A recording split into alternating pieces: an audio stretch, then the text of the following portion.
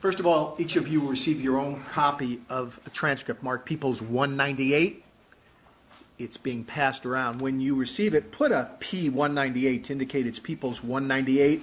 Also put your seat number and circle your seat number, and I'll give you further instructions as well. So this is People's 198. While the transcript is being passed, would counsel stipulate that Mrs. McNeil need not transcribe? Mr. Walgren? Yes, Your Honor. Mr. Chernoff? Yes. Thank you. And Detective Smith can get a copy, and if I may as well. This is People's 198, ladies and gentlemen. Yeah, Thank you. Thank you.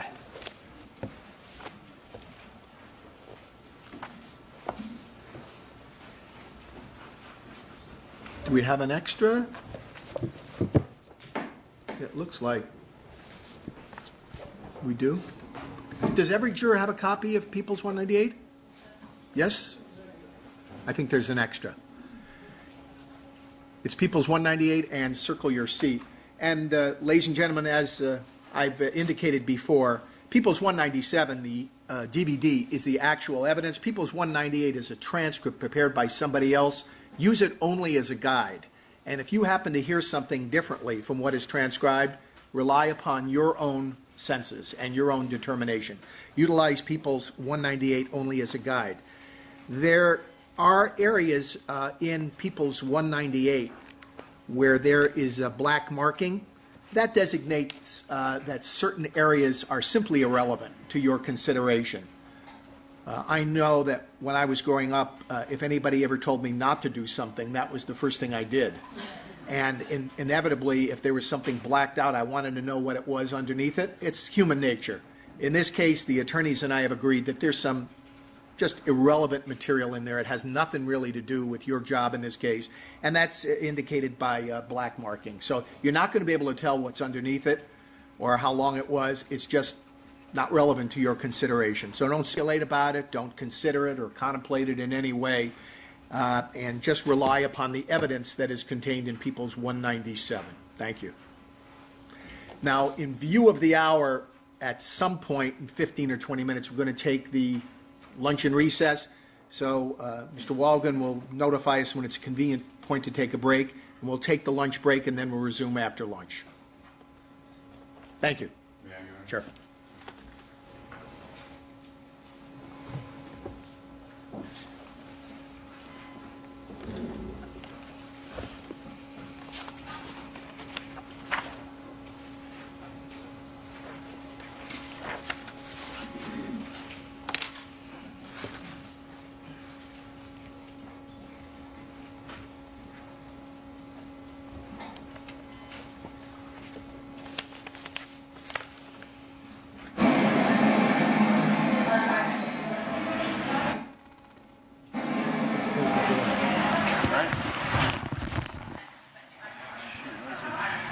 June 27th at 4 or 2. Ritz-Carlton, Marina Del Rey.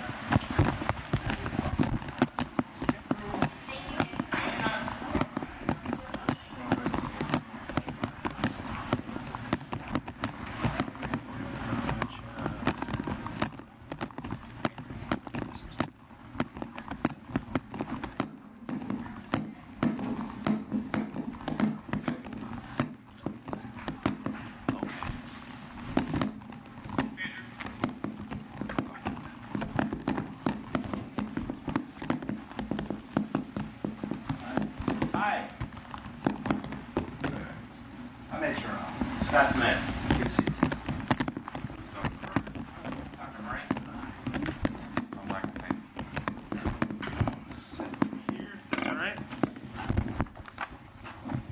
Okay, we'll make this as painless and as quick as possible.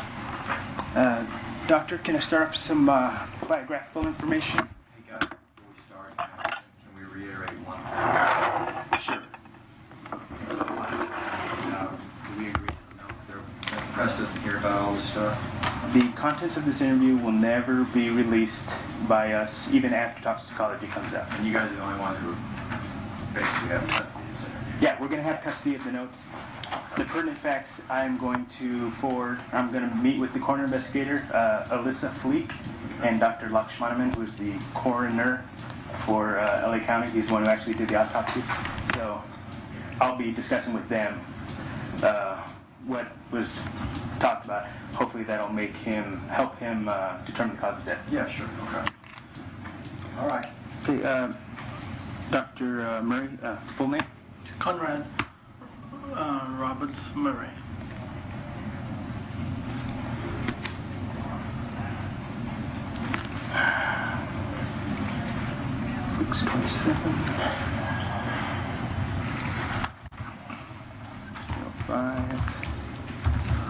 Do you have a residence address?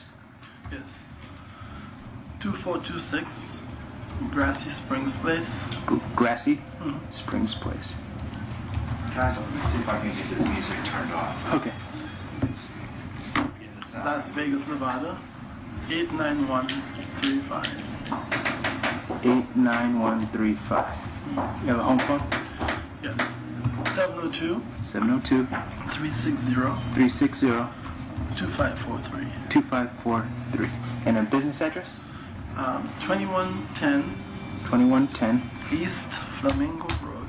East Flamingo Road. Any suite number? Suite 301. 301. Las Vegas also? Las Vegas, Nevada. Same zip code? No. 89119. And a business phone? 702 866 6802. Do you have a cell phone? Yeah, 702 862 0973. Okay. About how tall are you, sir? 6'5". And how much do you weigh? I'm about 220. And birthday? February 19th, 1953.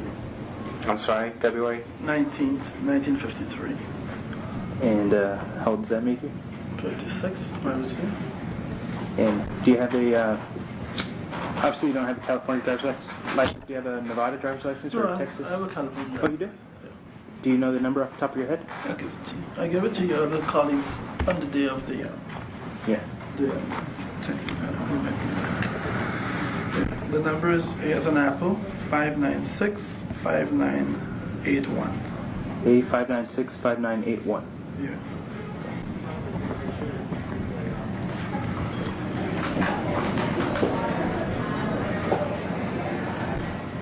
Sorry, the music is off now? Yeah, it's still on. Still on? Okay, sorry about that. No. And Pena, turn off. Okay. Can we get some business cards? I got it. Oh, you got Yeah. some already? Okay. Let me pass them over to you. So once again, thank you very much for meeting with us. I hope you understand that none of the circus that's been going on has been coming from us. None of the comments and stuff. We understand that you spoke with some detectives at the hospital. Yes. Fortunately, they weren't handling the case. They just were the division that was right there in the area. So we were coming from downtown. They were from right there. They showed up. They're helping us out, and so they didn't do a formal interview. They basically took notes after you had left. Yeah. So that's why we wanted Took to. notes after I left? Yeah, I mean they took very few notes, but they knew that they weren't handling it, so they thought that we were going to talk. Okay, I see. So, how long have you been a doctor for Mr. Jackson? I first started attending to him in 2006.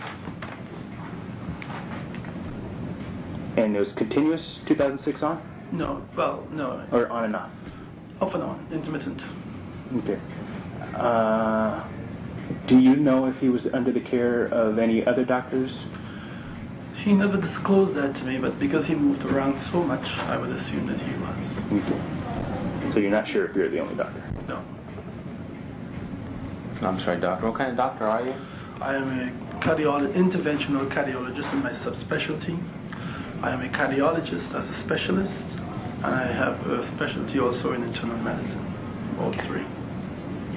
Did the Jacksons, specifically Michael, seek you out for that reason because you're a cardiologist, or? No. I first met him in 2006 when a patient friend who was a security guard with him asked that I see him as a request because he was not feeling well. He wanted to see a doctor. Yes, thank you. Thank you very much. And when you first started attending and seeing Michael Jackson in 2006, what was that for? There was a family flu illness between himself and his children. They were coughing and had a runny nose, and they felt dehydrated, and they were not really getting enough rest at that time.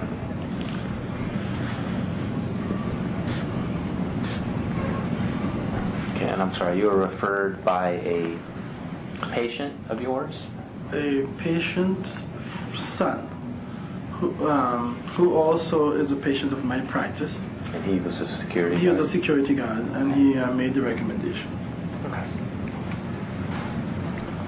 This last section of time that you've been caring for him, how long continuously has it been?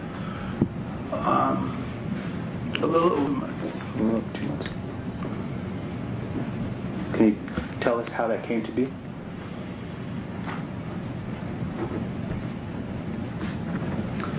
I was called by Mr. Jackson, assistant.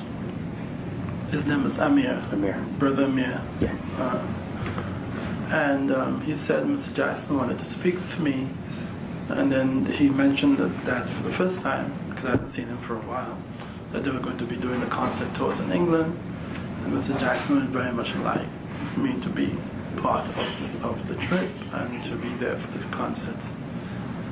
And well, I agreed to that, and I said, well, I need more details about that. And that was basically the gist of the question. Then he called Mr. Jackson. Apparently, I was not present.